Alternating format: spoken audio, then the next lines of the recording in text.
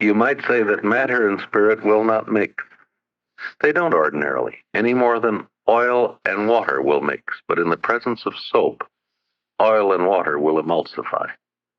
Urantia is an emulsification of the oil of matter and the water of spirit.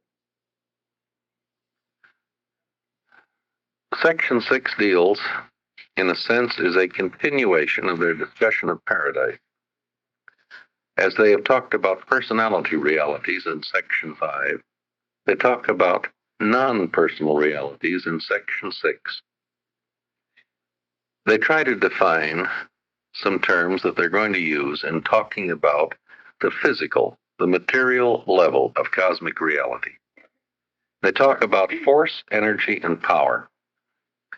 And these are stages in the emergence of what we would recognize as physical reality. Force is the beginning. Energy is a stage of emerging, and power is a stage of having emerged. This ties in with their later discussion, starting with space potency, going on down through primordial force, puissant energy, gravity energy, and universe power. You might say that in terms of liquid water, this is good symbolization. When you look up into the sky and you don't see the water vapor up there at all, all you see is the blue sky with the sun shining. This would be like force. Now, when it turns cold and you see the clouds form, this would be like emergent energy. And then when it starts to rain, you've got universe power. Now you can feel the wetness. Does that help? Force would be intangible. Energy, you'd sense it, but you wouldn't get your hands on it until it rained. Then you could feel it.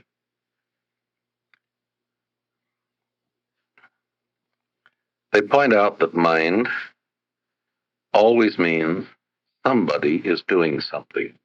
There's administration if there's mind. Mind never is generated out of matter.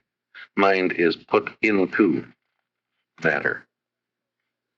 They talk about pattern, which is a very interesting bit of discussion here. They point out that pattern is a very real thing, but it's hard to put your hands on.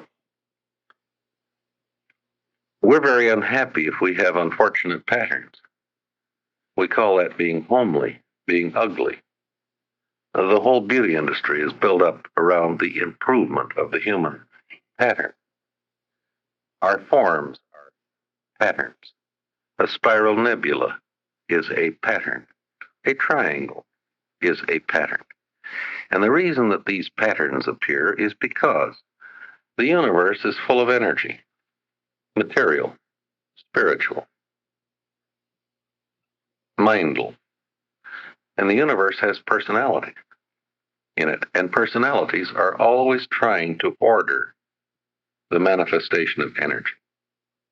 So patterns are always appearing. Elsewhere in the papers, they speak of the forms of ascenders as being patterns, which become increasingly responsive to the purpose and action of the inner personality.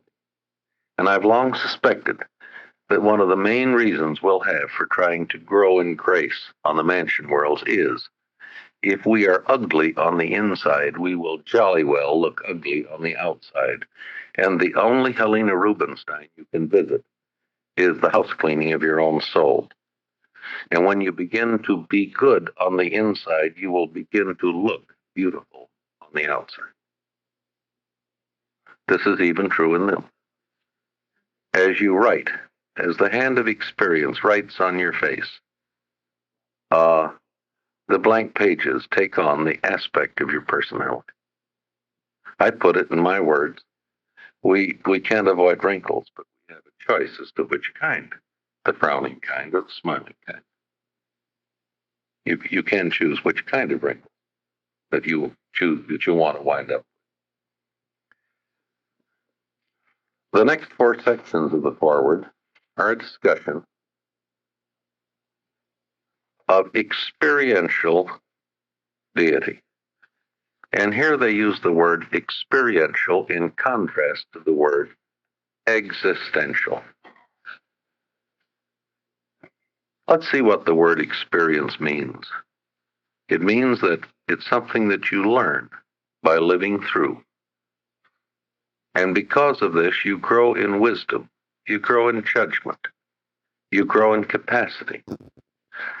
This is utterly foreign to the nature of God, isn't it? How could God grow by any technique? Because God is infinite. How could God learn anything? God foresees. How could anything take the Father by surprise? Nothing could. God is beyond experience, isn't he? His nature shuts him off from all things experiential directly. He might experience vicariously in thought gestures, but never direct. And as it is with the Father, so it is with the Son and the Spirit. These beings are existential deities. They are beyond experience. They are without beginning or ending of days. The Father's infinity could hardly increase, could it? If he starts out as infinite, what can be added to it? Now, the Supreme Being, the sevenfold, the ultimate, and God the Absolute, are experiential deities. Let's leave God the sevenfold for the moment. The Universal Father is engaged in augmenting deity. Having started with three, he is adding three. And all of these expressions of deity are experiential. They have origins, historic origins. They have beginnings. They know growth. They know setbacks, if you please. As the Supreme Being is growing in time and space, I would say the Lucifer rebellion is like a cancer taking place within the Supreme. And if you'll recall, they isolated the system of Satania, much as white leukocytes would wall off an infection in the human body. The Supreme Being is finite deity, is growing deity. The Supreme Being compensates God for the lack of experience of never having been finite. Through the Supreme, God can know what it would be like to have an origin and to grow.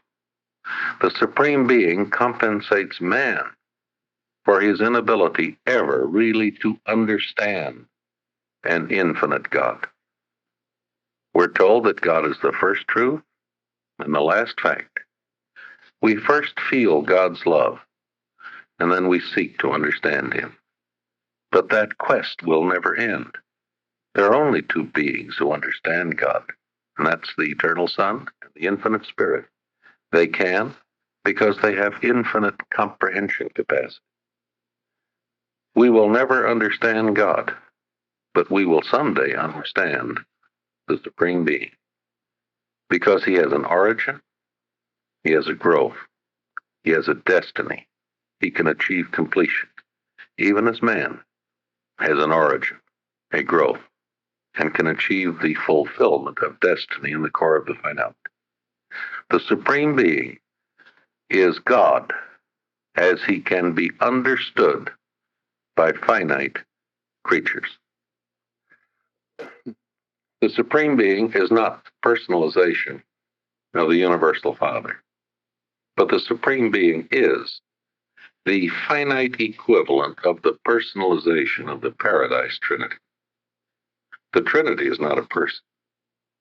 But when we want to say, what would the Trinity be like if the Trinity were a person and were finite, this is the Supreme Being.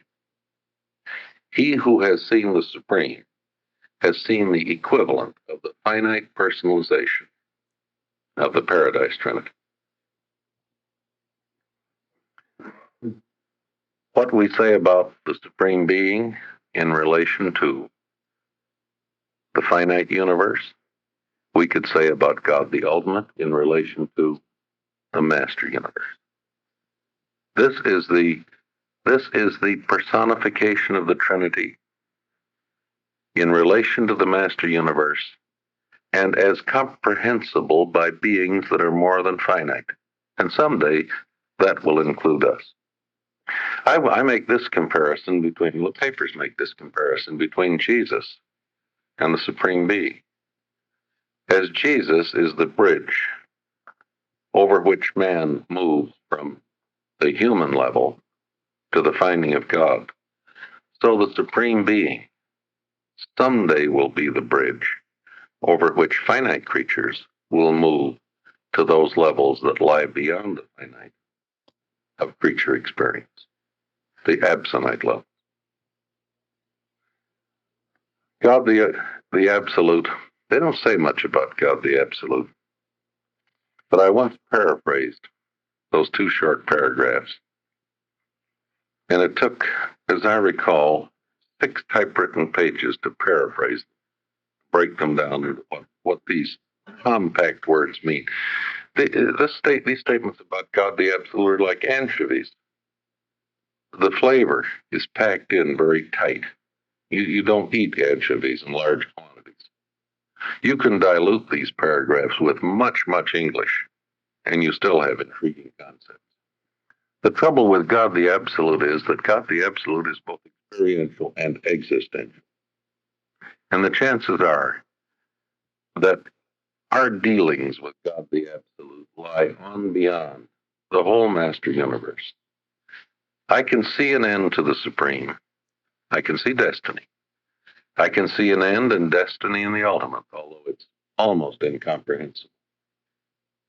But I can see only a beginning to God the Absolute. I can see no end. Going back to God the Sevenfold to the present days, if you look on page 11, you'll see that this is a deity association. This is 7 levels of deity in action and in time and space. And I strongly suspect that God the Sevenfold will go on functioning after the present universe age in outer space, perhaps in slightly modified association. But in principle, this is God in action in time and space.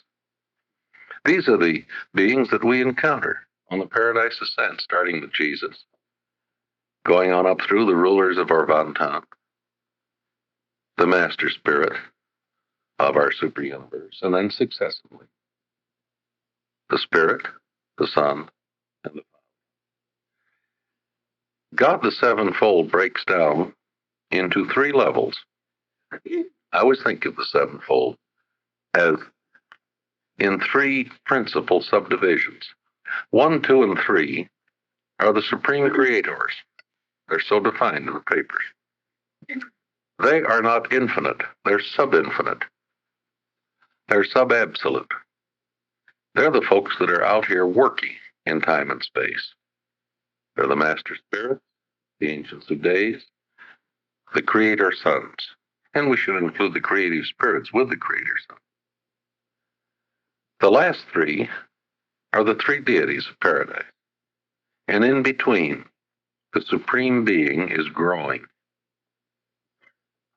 As the first 3 levels collaborate with the last 3 levels, this is the essence of the growth of the power of the Supreme Being. And as we participate in this adventure, we make our contribution. I always think of it as when let's say that a spiritual act, let's compare it to a physical act, because we can understand a physical act. Let the physical act consist of a lifting of a 10-pound or 50-pound weight. What you get is the development of muscles, moral muscles perhaps, in the lifting of the weight. But as you lift the weight, your feet push down, don't they? And that's what the Supreme Being gets, is the down thrust of all our liftings. These repercuss in him if they're of spiritual character. Section 11 is a very simple section dealing with the three absolutes. It's simple because you can read it without understanding any of it whatsoever. These three absolutes are, in a sense, the potentials out of which future things are drawn. But that's an oversimplification. These three absolutes also function throughout all time and space, transcendent time and space, etc. Now, here's what makes their function very difficult to comprehend. Let's consider a child in a given situation. He looks at a green apple and he has hunger, and so he eats without any thought of the consequences of the bellyache. This is a stimulus and a response and a consequence without judgment, without foresight, without anything. An adult looks at the green apple. It looks succulent.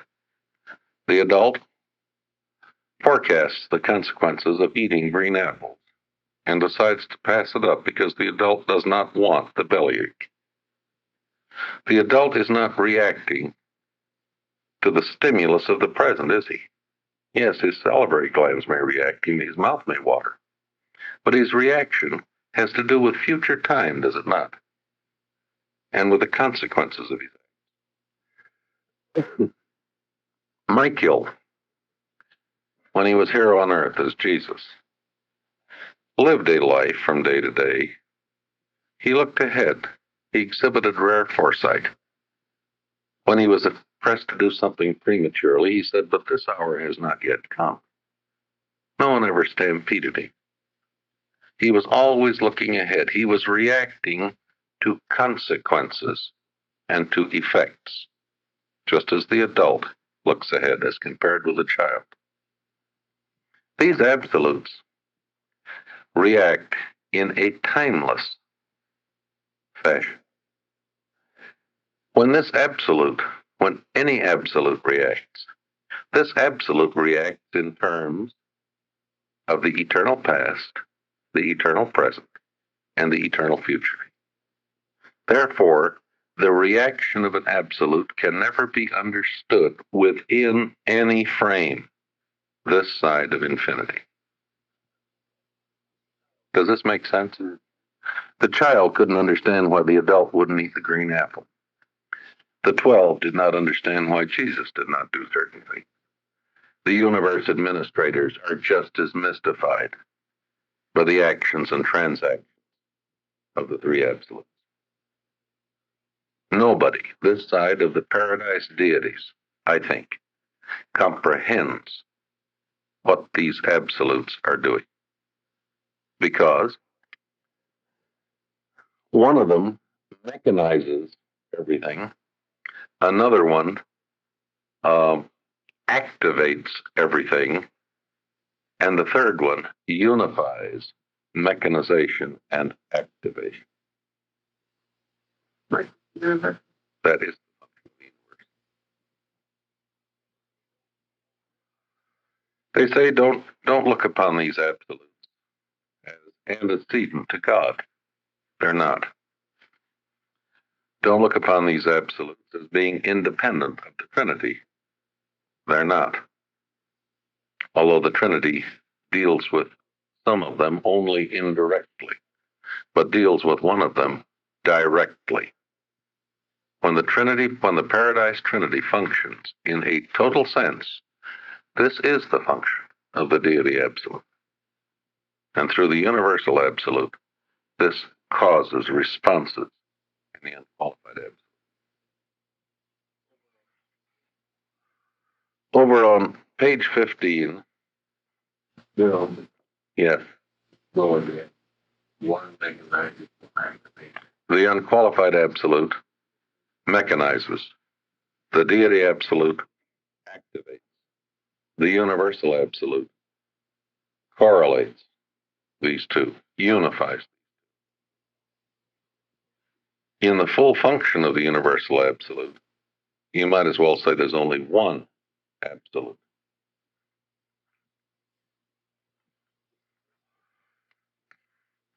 Page 15 has some of the most difficult English in the papers.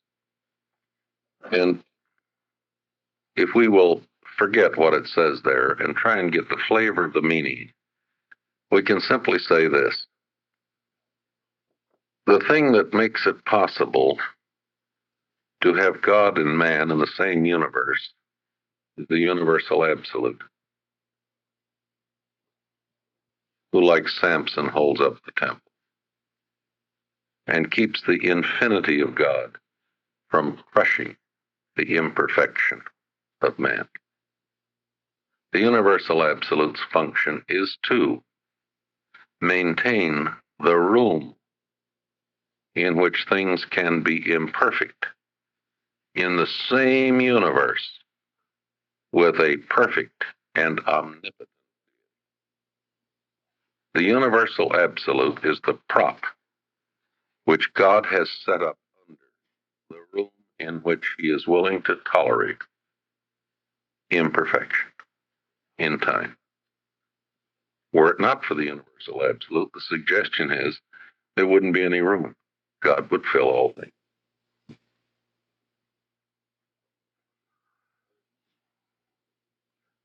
I will give you my personal opinion of the universal absolute. The universal absolute is a symbol indicating our inability to find the infinite. The universal absolute is a symbol indicating our inability to find the infinite, God as infinite.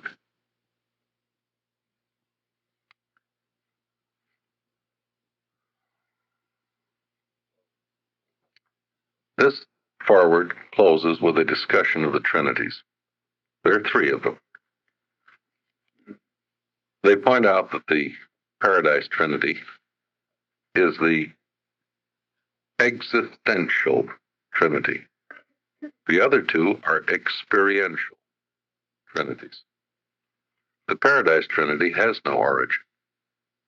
The other two Trinities have an historic origin, a time of coming into being, a time of coming into full function. The Trinities happen, I think, because of divinity. When God separates things, they've got to reunite in some way. When he achieved threefold personalization, as Father, Son, and Spirit, the Trinity became inevitable. This separation could exist only if there were a unification, because deity is one. There could be a threefold personalization only if the three deities were unified in some fashion. This sets a pattern which is followed as reality is expressed on the finite level. All those who participate in this finite expression and perfecting of the finite find themselves in essence reunified as a trinity, as the first experiential trinity, the Trinity ultimate. Many beings are involved, but I visualize this as the union of the deity of three groups of beings: the supreme creators, the transcendentalers, the architects of the master universe, and the supreme being. This is not the union of over 1 million personalities. this is a union again of three deities. All of the supreme creators add up to some form of deity manifestation. This is a consequence of their success.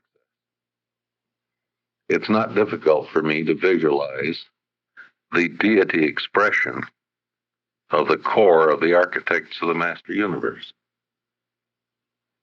And the union of these two with the supreme being, not as a person, but as deity, constitutes the first experiential Trinity, the Trinity Ultimate. And this is the Trinity which will supplement the acts of the Paradise Trinity in the exploration of the master universe. And the consequence of the full development of the master universe is the formation of the second experiential Trinity, the Trinity Absolute. And the union of all three constitutes the Trinity of Trinity. And that's what the Foreword means. It's a wonderful explanation. Turn it off. Thank you, Bill. Right, George here. Sorry. We're coming out. Yeah. No, he didn't find out now what y'all wanted. Did he like it? Did he not find it? Tell us, you know, there's some The question put is, how can the universal absolute be deity? Well, first of all, we know that it's defined as deity. On page 15, paragraph 1, 2, 3, 4, it's spoken, the universal absolute is spoken of as the potential of the static dynamic deity, functionally realizable, etc. This incomprehensible aspect of deity may be static, potential, and associative. Now, those are the first three levels of deity function. I want to go elsewhere for help, because this is a rough one to try to answer. Yes, it is. The Where is it? He's back in two, I think, there.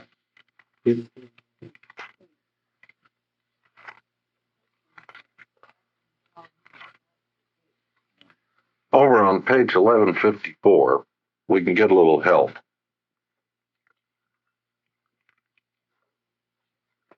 On 1154, they expand their discussion in the foreword on the subject of reality when they're talking about the metamorphosis of the I am, self-distribution of the I am.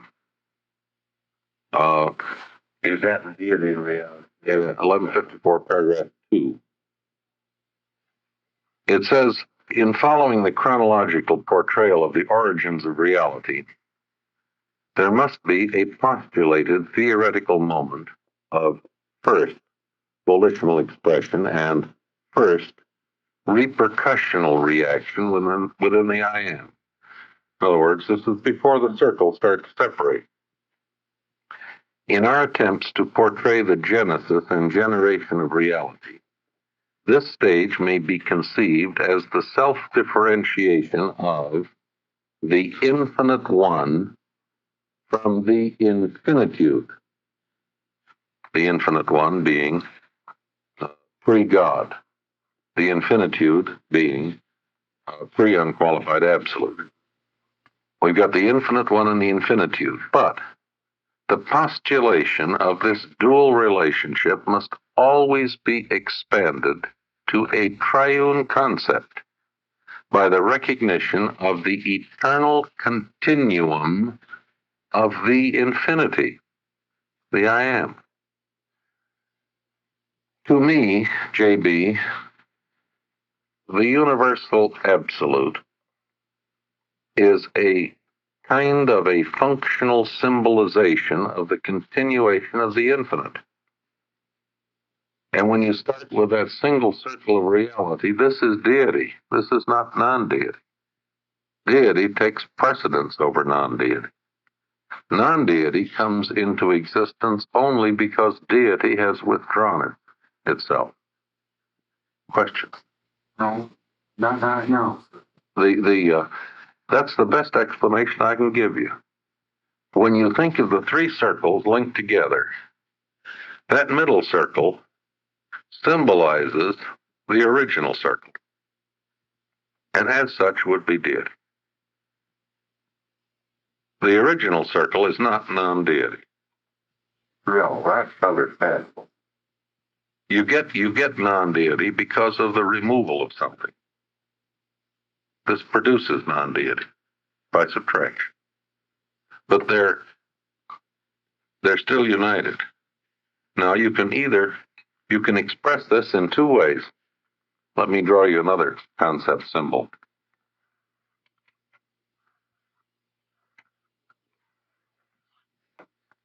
Here I've got three circles linked, and I've got all my three links in the chain surrounded by one circle.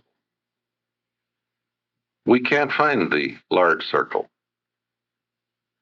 but we can symbolize it by considering the middle circle of the three chain link. That's the best explanation I can offer you. I think if you could ever finalize God the Absolute, I think you'd have one absolute. And then I think the universal absolute would become revealed as the concealed infinite. Oh, But I don't think the universal absolute will ever cease to exist, because this would mean we would have reached the end of eternity and the outer edge of infinity. And those are self-contradictory statements. Visualize the Trinity of Trinities. Got three Trinities on the bottom level.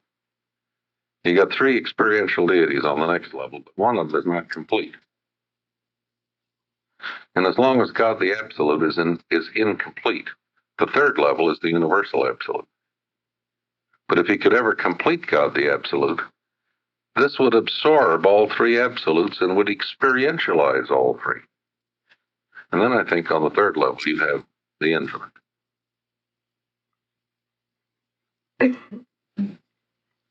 to me, you confused me on a higher plane than it was before.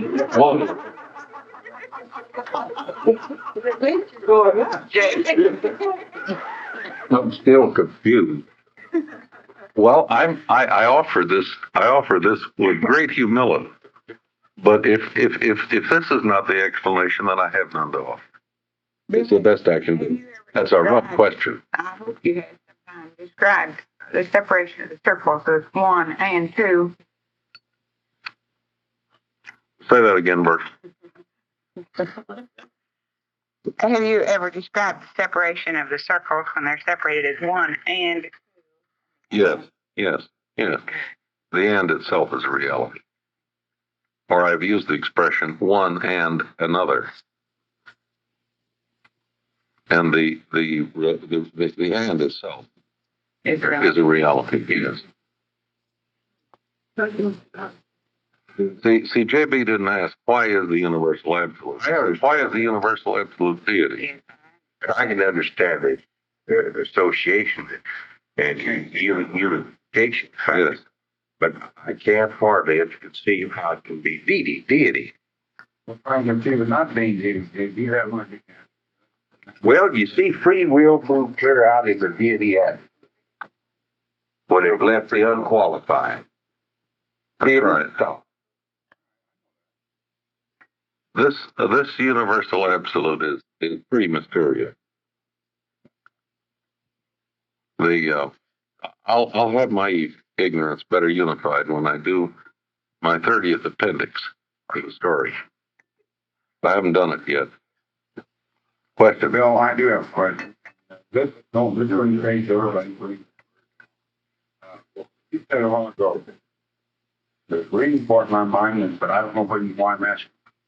It had to do when the first separation from absolute deity, but separated from the other, and that's the only part. All right. And the question is, which moved away from what? Deity moved. Not the unqualified. No. The unqualified absolute was left behind. because the principle, the potential for volition, is the essence of the concept of deity. Deity had to move, the other one couldn't move. The unqualified absolute is a reactor, not an initiator. The unqualified absolute is the sneezer, not the taker of snuff. Well, what do you know? I think it is important. The unqualified absolute is what was left behind when deity moved. Now, please remember, all of this is symbolization. Yeah. You can argue that this is simultaneous. You can argue it for sequence. And it just makes just as much sense to say it's happening today as that it ever did happen, or that it will happen, or better still, it is an always happening. You see, we're using time language in eternity. Here, in reading these papers, make allowance for the by and large. Now, a statement like this might be made in the paper. The experience of human beings is characterized by birth and death. That's a pretty reasonable statement, isn't it? But it's not 100% true, because fusion might take the place of death. But that's so nearly 100% true that it might be made in the papers as virtually an absolute statement. It's near absolute. We know of two people who probably fused, and there are undoubtedly more. Because in the papers on thought adjusters, it says most of the adjusters who have taken their subjects to fusion were experienced on your world. Well, that suggests to me more than two. The only two I can put my finger on would be Enoch and Elijah. I don't know how much to make out of that. That's right. Brooke was pointing out that it says in the last night, they're talking about absinites. They're beginningless and endless. But God, the ultimate, has a beginning. It doesn't say, though, all absinites are beginningless or endless. It says the absinite level is characterized by this, just as mortal life is characterized by birth and death. Had Jesus been an ordinary person, he would never have died. He'd have fused. About the time he was baptized in the Jordan. And they had to take his adjuster away from him to stop fusion. I'm glad you said that. I've never been able to understand why his adjuster stood away from him. Same reason, Wilma, on a planet settled in light and life. When a human being is scheduled for fusion, they warn them ahead of time, he can plea for a stay of execution. He's about halfway through an important job. And they grant him this privilege, but then they detach the adjuster. And he works just as Jesus did. In words, that's the continuation of the growth of the soul, which we are not cognizant of the growth. When you get on up the ladder way up there and you have completed, the soul grows to the point of fusion, but you're not conscious of it. No, that's right. But you can get a stay of execution. You see, Jesus' life has certain parallels in worlds settled in light and life. A human being might go on and function 5 years as a post-fusion human being. And then report to the Urantia temple. All his friends would be there like a commencement exercise. The adjuster would enter the soul, and whammo, the pyrotechnics take place, and off he is. What a nice way to go.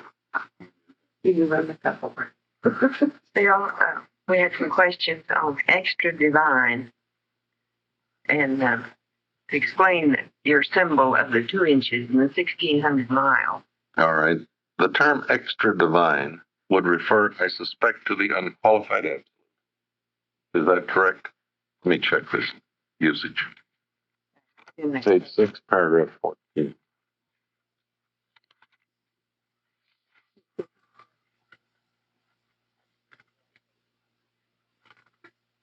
The unqualified absolute is non-personal, extra-divine, and undeified.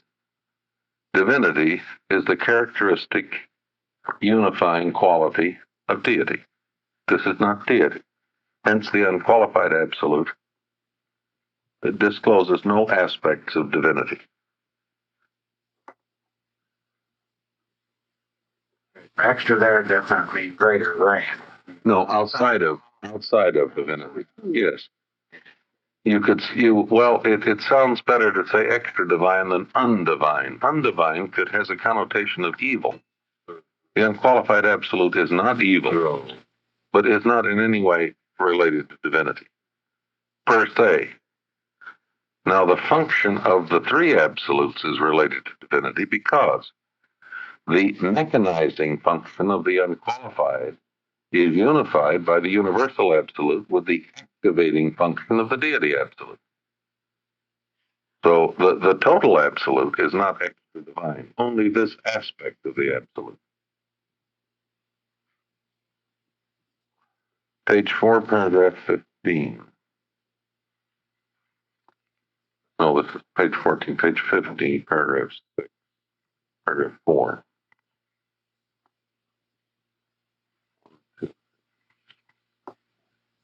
Paragraph 4, page 15. 1, 2, 3, 4. You're restless. I can't find extra divine in paragraph 4.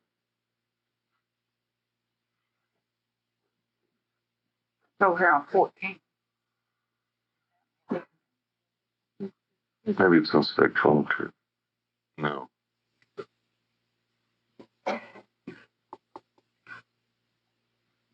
I think that would be my interpretation of the word extra divine.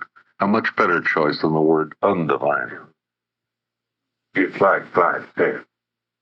It's not an antagonistic to divinity, No, it's outside but of. it's outside of. Obviously, does not come out greater. Yeah. See, this absolute is not personal. There's no divinity. Is not a creator. And you can't understand it.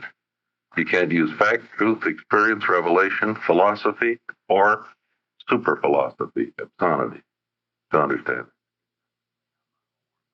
And that's why I shudder when I glibly explain it. There's a question here about 2 inches versus 1,600 miles, where we're talking about, that must be the firehouse. Is that right? That's the first floor. Well, I'm using space to symbolize time. They got a gun. I'm using They got such. Yeah, good yardstick. I'm using space to symbolize time. And since our time calculations are even looser than our space calculations, because we have to assume a constant rate, it doesn't mean much. But what I'm saying here is this. In considering our firehouse, you remember we built a 3-story firehouse? We put a center pole down the middle where the firemen slide down. The purpose of that center pole is to symbolize God, who is contactable on any level of the firehouse. It's the same God. The only thing that's changed is you.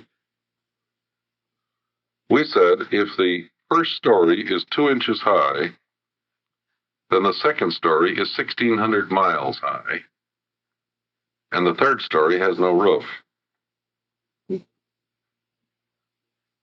Which is to say, if creative expansion through 2 inches produces the supreme being, it takes 1,600 miles to produce God the ultimate. And you can start God the absolute, but there is no roof. You can't finish God the absolute. This would require an exhaustion of infinity and the completion of eternity.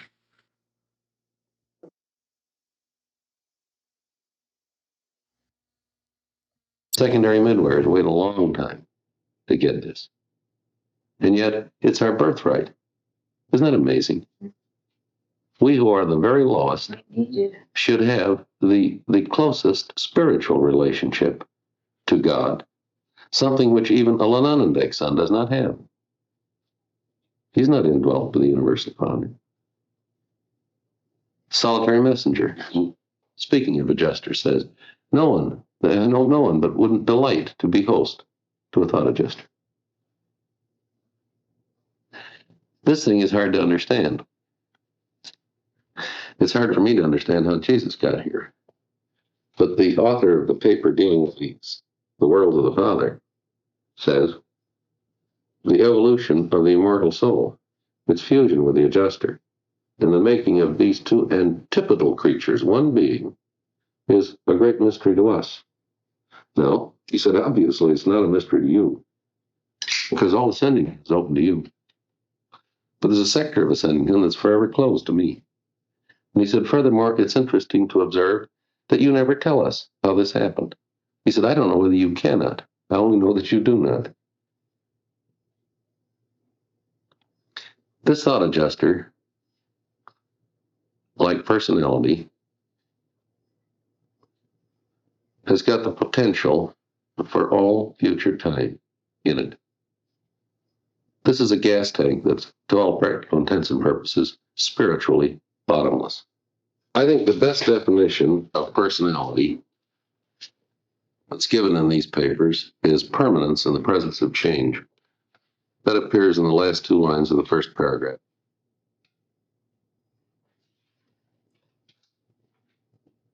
And how can our personalities be unchanging when we change so?